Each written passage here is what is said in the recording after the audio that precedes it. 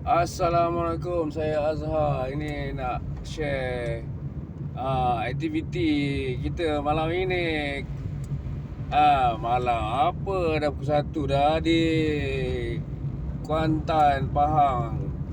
Okey, malam ni ada banyak nak balik. Cuti semester sudah selesai, dia orang nak balik kembali ke sekolah.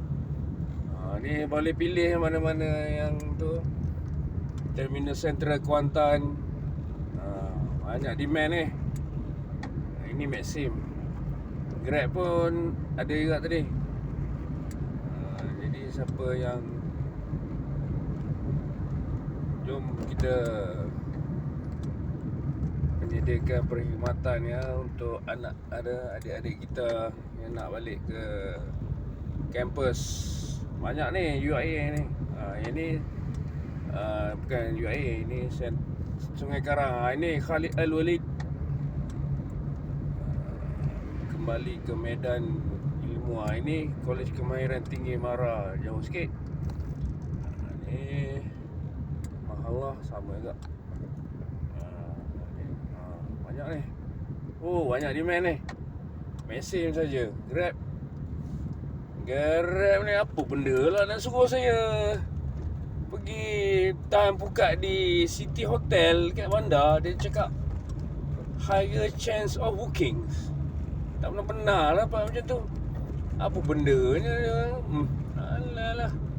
Sekarang dapat yang MA book pula. Mabuk.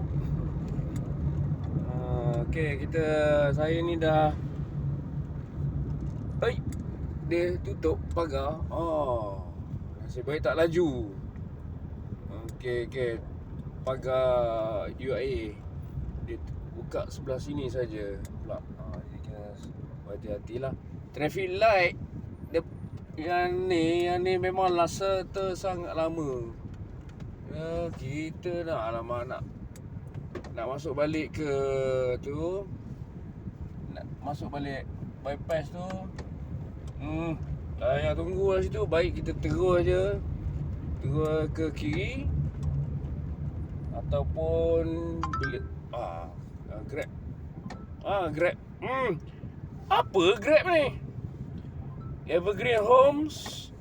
Nak balik ke UIA, hospital UIA. Boleh lah. Quarter-Sars tak nak lah. Quarter-Sars jauh. Letih. Cancel. Maxim ni, Maxim ni banyak menanti ni. Banyak yang pakai Maxim lah. Dia orang tak on Grab ni. Tak dapat pun. Okey, kita sambung lagi.